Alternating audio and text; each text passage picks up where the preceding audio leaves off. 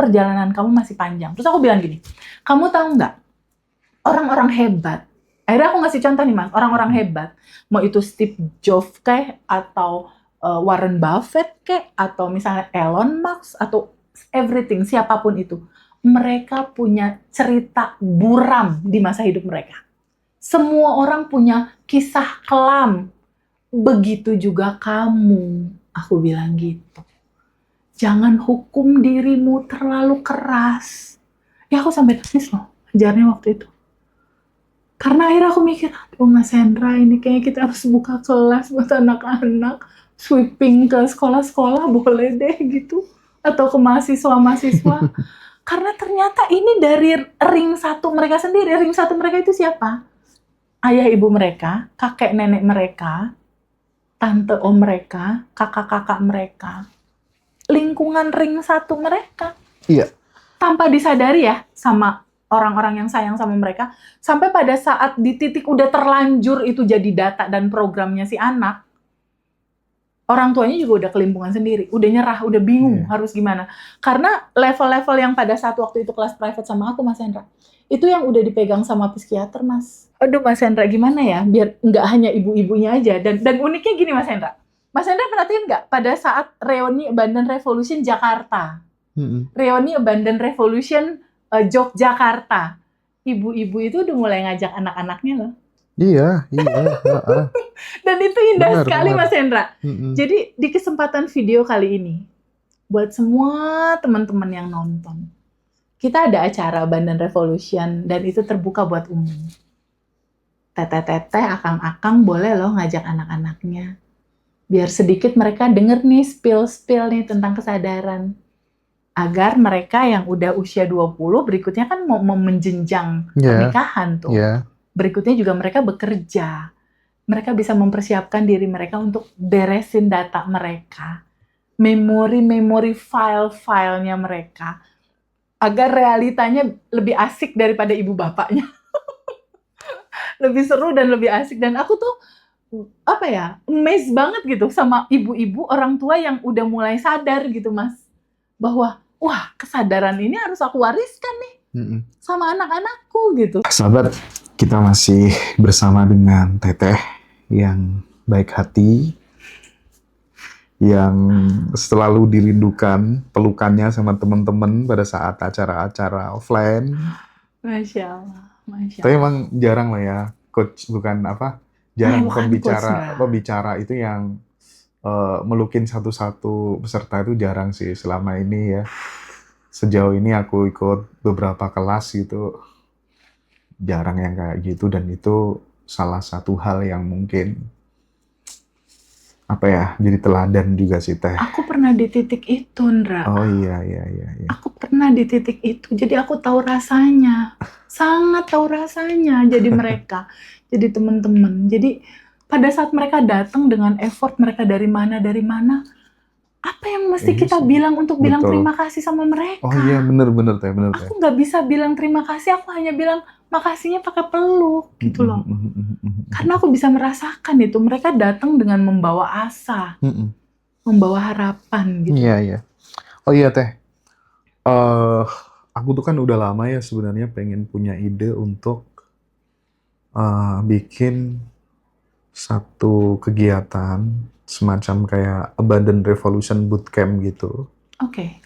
Tapi aku ingin fokus ke teman-teman yang masih muda. Maksudnya tuh ya 22 tahun ke bawah misalnya. Mahasiswa, adik-adik SMA.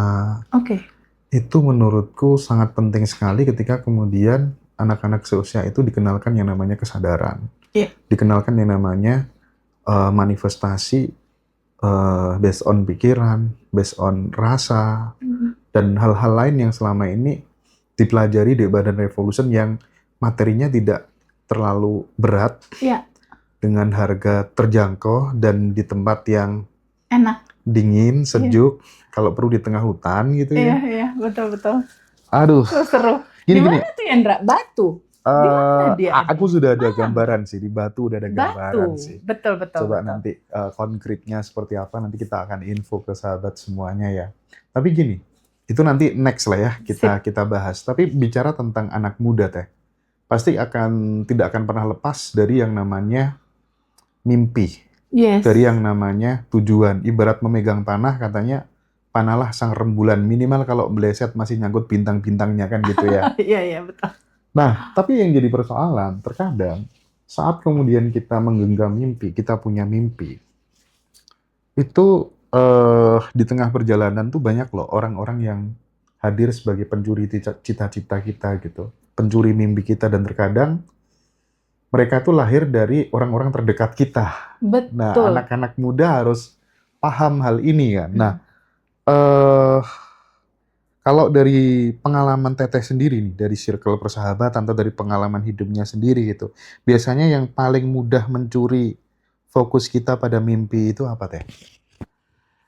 Ya, yang paling banyak mencuri fokus kita dalam cita-cita besar dan mimpi, memang tanpa dipungkiri ring satu kita sendiri sih Mas Hendra. Honestly, ring satu kita sendiri. Pola asuh dari kedua orang tuanya yang kadang mungkin juga mereka juga nggak tahu, Mas, membawa bagasi emosi masing-masing kan, membawa lapisan endapan emosi masing-masing. Aku mau cerita sedikit boleh? Dari pengalaman menemani teman-teman di kelas private nih, ada seorang ibu yang bercerita, ketika materi udah tersampaikan bab 1, bab 2, bab 3, lalu orang tuanya rilis. Lalu dia mulai berpikir, aduh Teh Feby, aku mulai berpikir, ini anak aku pasti punya lapisan endapan emosi juga dong. Ketika aku mengalami kayak gini, flashback ke masa lalu, akarnya diselesain, oh berarti anak aku juga punya dong Teh. Ya Allah Teh Feby, aku tuh selalu berantem di depan anak. Papahnya selalu juga menyalahkan aku depan anak. Atau ada di peristiwa lain, seorang ibu menerima KDART, anaknya menyaksikan kekerasan itu, kemarahan itu. Atau kedua orang tuanya ini memang harus pisah, tapi nggak diurus sama ibunya, nggak diurus sama bapaknya, diurus sama tantenya. Anak ini merasa, aku juga hidup kayak gini, mau punya cita-cita sebesar apa, orang aku udah hancur begini kok. Nah itu aku mendengar sendiri Mas Hendra. Dari cerita-cerita seorang ibu, kadang seorang bapak, bahkan ada mungkin lebih dari 20 orang Mas Hendra, peserta yang memang masih di 22 tahun ke bawah. Si anak-anaknya ini aku benar-benar mendengar langsung mereka. Ada kasus yang si anak ini mau bunuh diri. Kenapa mau bunuh diri? Kenapa ya? Aku kok beda ya sama yang lain. Mama papaku cerai, kenapa mereka utuh? Kenapa ya mama papaku cerai, mereka tidak saling sayang? Kenapa orang tua yang lain saling sayang? Ada endapan di sini. Pada saat si anak itu melihat bapak ibunya berantem, main lempar-lemparan barang, nggak sadar bapaknya ngelempar aqua juga tuh ke si anak. Anak itu perempuan gitu. Nah, dari situ luka itu tersimpan walaupun ada permakluman di titik dia yang sekarang.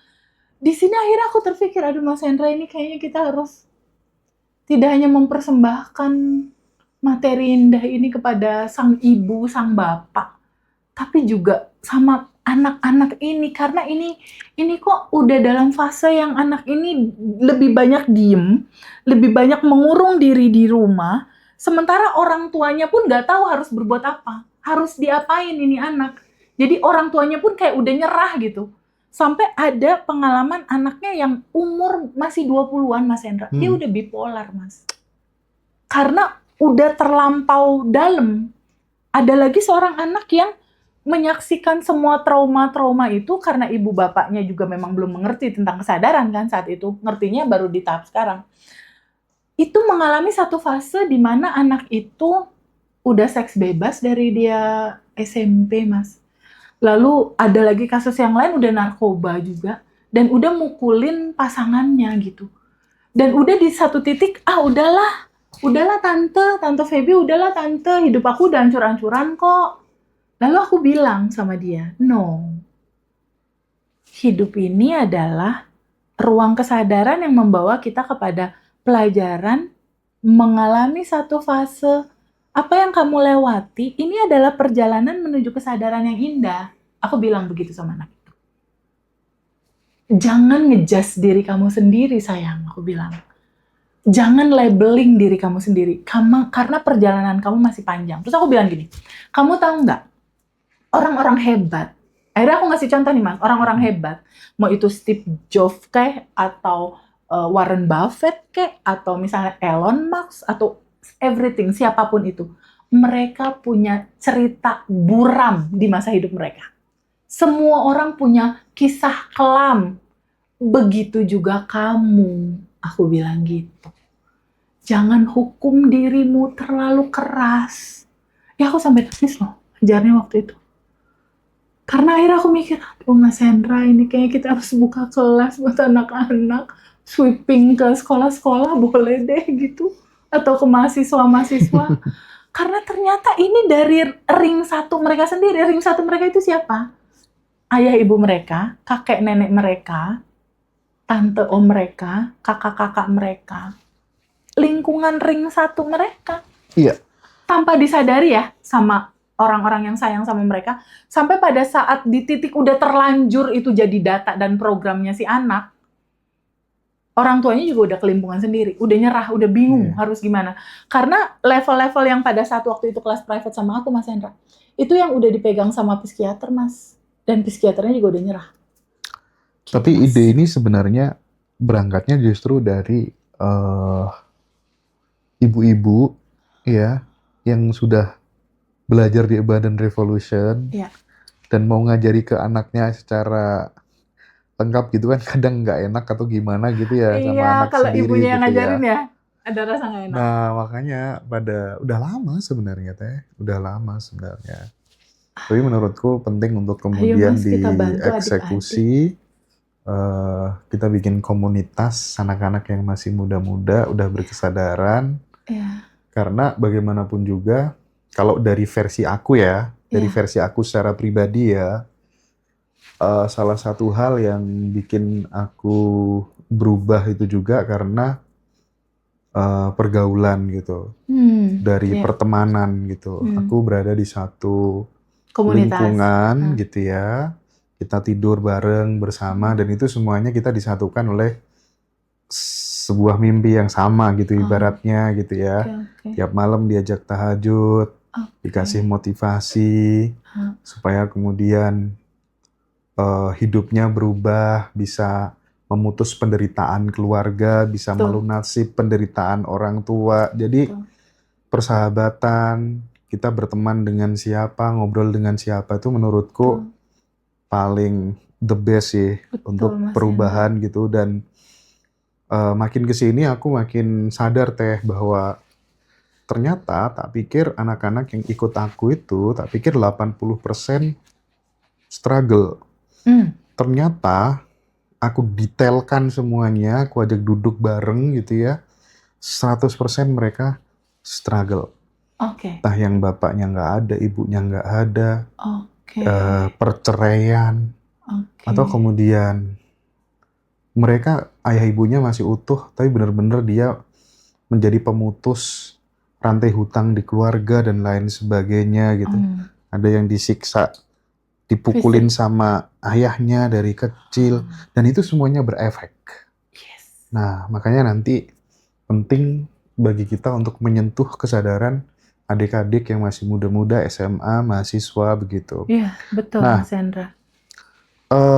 Sejauh mana kemudian Teteh melihat untuk merealisasikan sebuah impian yang besar itu kan butuh yang namanya disiplin kecil setiap hari. Betul, habit. Nah, bagaimana kemudian melihat hal ini sekaligus memberikan pesan buat adik-adik kita punya mimpi yang tinggi, tapi kalau dia melakukan sesuatu yang dilakukan teman-teman pada umumnya kan nggak bisa. Harus melakukan sesuatu yang nggak dilakukan oleh teman-teman yang lainnya. Di luar kebiasaan. Nah, gimana tuh Teh? Betul Mas Hendra. Jadi gini, perjalanan tentang kesadaran, perjalanan tentang perubahan mindset itu nggak bisa tanpa adanya disiplin perubahan hari-hari mereka. Gitu. Itu betul-betul sangat nggak bisa. Kenapa? Karena tubuh ini merekam, Mas. Jadi tubuh kita ini dia lautan informasi. Jadi apapun yang dilakukan setiap hari dia merekam. Pada saat dia rekaman itulah yang jadi identitas dirinya.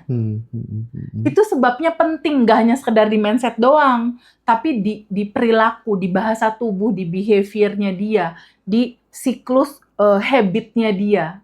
Itu penting sekali. Nah, yang penting untuk kita tularkan ke adik-adik kita, itu gini Mas, perenungannya gini. Hampir 25% yang ikut kelas kita itu adalah masalah relationship yang gagal. 25% kurang lebih ya. Perceraian. Ya. Menikah gagal, entah apapun itu, entah ini selingkuh, entah ini apa. Tapi itu nyaris polanya sama. Seperti yang selalu aku bilang, your daddy become your husband. Endapan emosi yang kamu kesel sama ayahmu, ayah kamu males, ayah kamu galak, ayah kamu nggak sabaran, ayah kamu emosian, dia melihat itu. 5 panca indera si anak merekam itu, Mas. Lalu jadi data di tubuh dia. Dia jadi program di tubuh dia. Data ini menyala di bawah sadar karena si anak belum tahu cara rilis. Dia menyala di bawah sadar. Rasa-rasa kecewa terhadap ayahnya, kecewa terhadap sikapnya, perilakunya, dan lain-lain. Inilah yang mengundang, Mas, jodoh dia di masa depan. Dan itu hampir nyaris 80% lebih. Pada saat kita ulik nih, Mas, di kelas private itu kan one on one ya. Aku kasih dia 1 jam, Mas, buat cerita. Oke. Nah, di situ mulai dia tahu, pas aku kan bikin peta, Mas. Peta realita, endapan emosi, apa, sama akarnya di mana. Pas dilihat polanya, kita loncat dulu ke masa kecil. Ada yang belum diterima dan belum dilepas belum? Kok ini menimbulkan realita di sini, kata aku. Pas dia cek, lah, Teh Febi, ini kan papahku. Papahku suka marah-marah. Papahku selingkuh. Papahku nggak jujur. Kok ini semua ada di suamiku? Gitu loh, Mas. Nah, atas dasar itu, anak-anak yang umur 20 tahun, 25 tahun, kan itu waktunya dia mau mencari jodoh, Mas. Yeah. Gimana caranya dia mengetahui ini lebih dini, dia beresin dalemannya, karena kan di hukum semesta yang kita ceritakan kan, semesta seperti cermin, Mas. Realita hidupmu, gambaran dalemanmu. Kalau dalemannya masih membawa cerita, memori yang dia lihat, dia dengar, dia rasakan dari ibu bapaknya, itu udah bisa kegambar, Mas, realitanya ke depan. Ya, Teh, aku izin pause sampai di titik ini ya. Aku pengen bertanya coba, apakah kemudian bisa dipastikan bahwa perilaku-perilaku yang dilakukan oleh orang tua, terus kemudian itu dilihat sama anaknya, ya misalnya si ibu itu sering gonta-ganti pasangan gitu, dan anaknya tahu gitu ya. Atau kemudian sebaliknya lah ya, atau berbagai macam tindakan-tindakan yang kurang etis ya, secara etikabilitas itu tidak support untuk pertumbuhan si anak, itu akan menjadi kebiasaan yang diwariskan buat anak-anaknya ke depan kah? Sebetulnya bahasanya bukan diwariskan, Mas. Secara saintiknya nih, secara sainsnya, itu anak merekam, Mas. Oh, oke. Rekaman itu jadi memori data di tubuh dia dan jadi program. Program inilah yang membentuk realitanya. Karena anak ini melihat lewat 5 panca indera, Mas Hendra. Lewat mata mereka, dia melihat. Lewat telinga mereka, dia mendengar. Lewat rasa hati mereka, mereka merasakan. Ini masuk, Mas, ke bawah sadar. Semua yang masuk ke bawah sadar, dia jadi program, Mas Hendra. Dan ini yang menyala, mengundang realita. Kalau anaknya nggak tahu gimana? Anak itu tahu atau nggak tahu? Kalau anaknya nggak tahu. Nggak tahu soal apa? Nggak, misal nih. Behavior ibunya. Nggak melihat, nggak mendengar gitu. Nggak. Karena gini, aku ada teman, dia itu sering dulu diajak sama mamanya ke tempat, mohon maaf, lokalisasi gitu. Untuk menjemput ayahnya yang nggak pulang-pulang gitu. Oke. Dan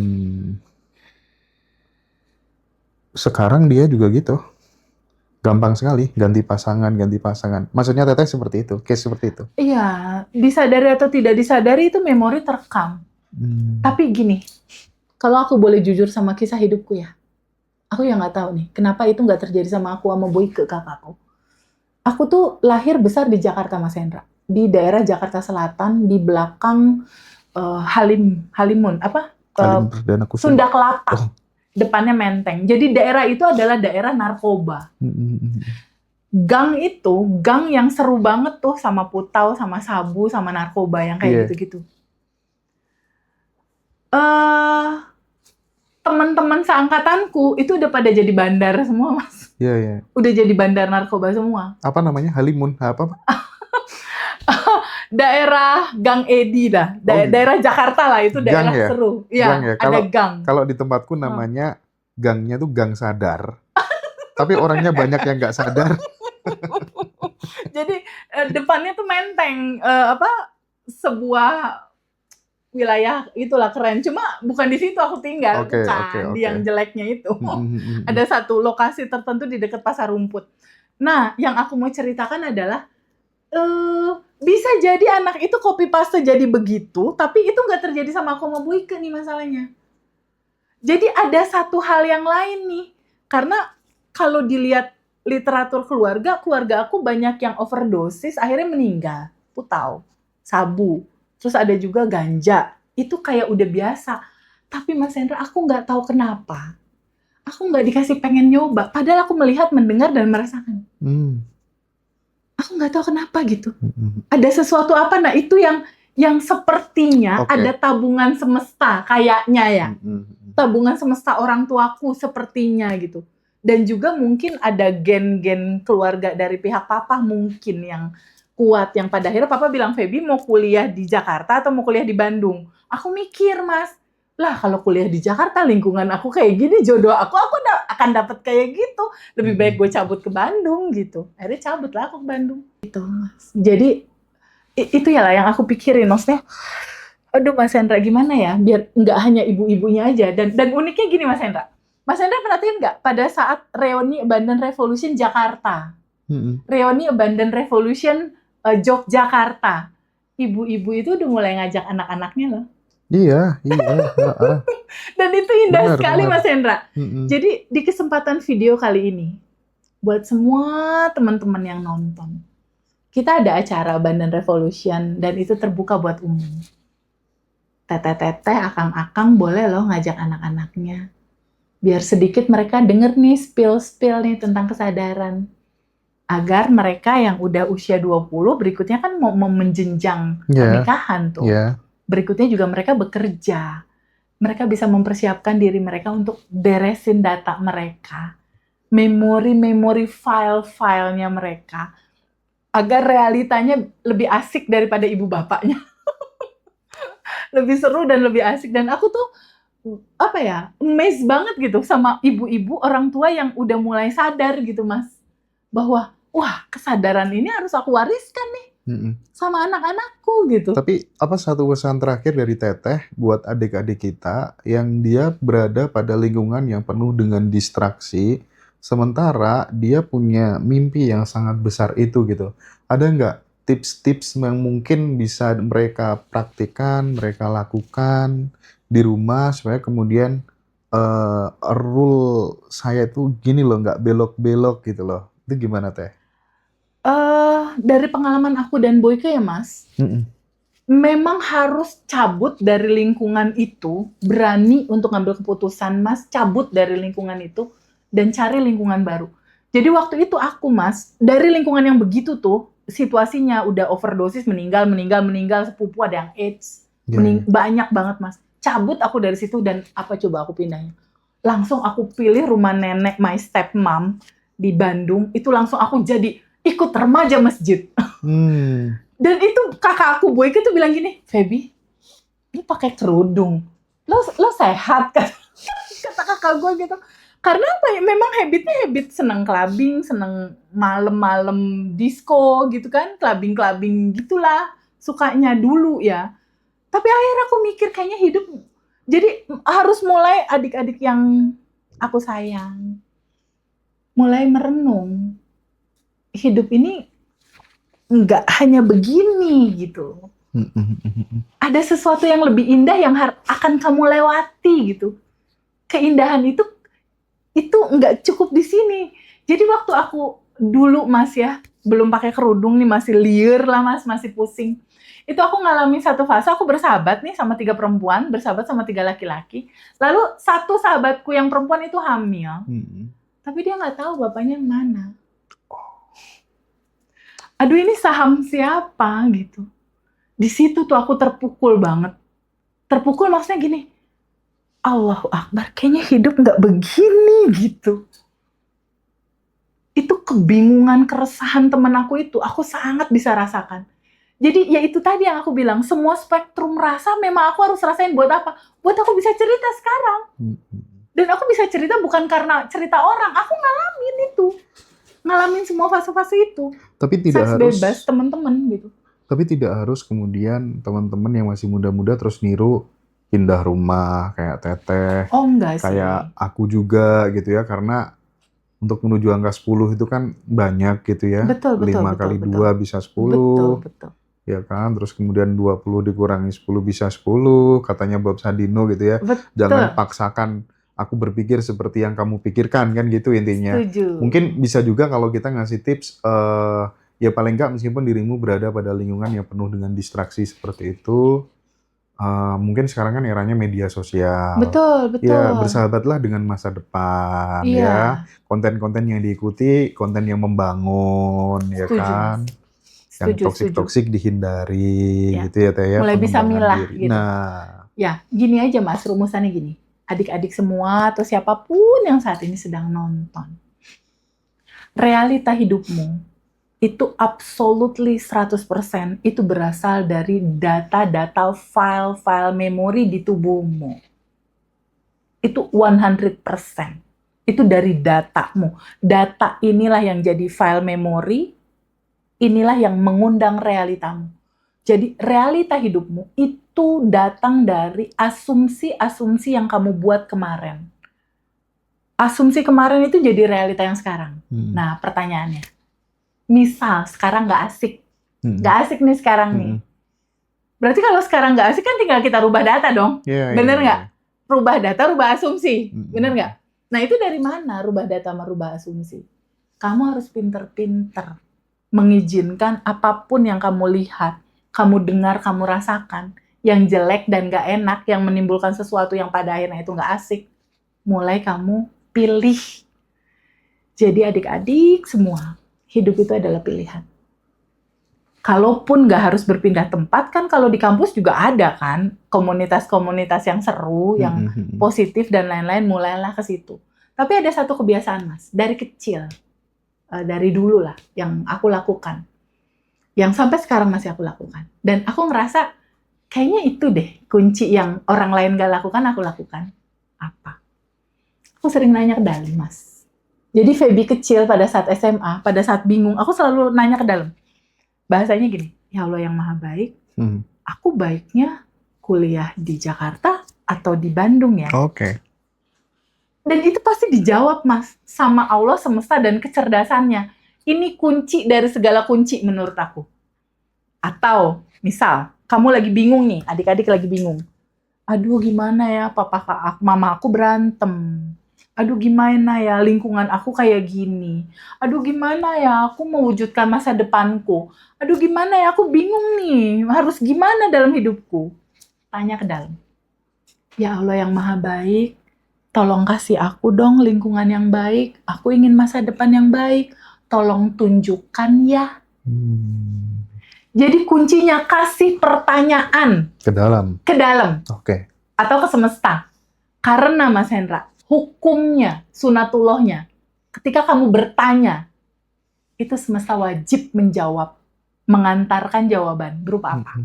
Berupa situasi, berupa kondisi, berupa orang-orang, berupa realita, berupa barang, berupa apapun untuk menjawab pertanyaan itu. Itu keren sih. Oke. Ya, teman-teman yang adik-adik semuanya, jadi itu tips dan trik dari Teteh. Apapun kondisi yang dialami teman-teman, dalam keluarga yang bagaimanapun, kita juga pernah mengalami hal yang sama. dari keluarga yang miskin harapan, miskin cita-cita, begitu ya. Dan pelan-pelan dengan mengubah cara berpikir, mengubah circle pertemanan, ya, belajar terus-menerus, ya.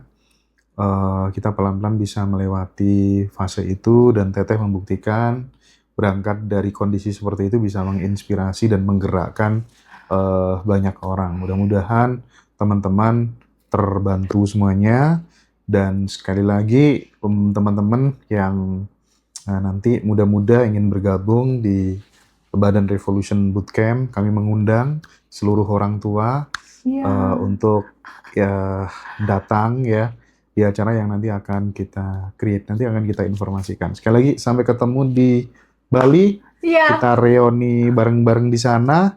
Nanti ada materi istimewa dari Teteh, selain craft ada sesuatu hal yang baru yang akan di breakdown secara komprehensif. Matur suwun ya Teh Feby. Makasih banyak Mas Hendra, Masya Allah.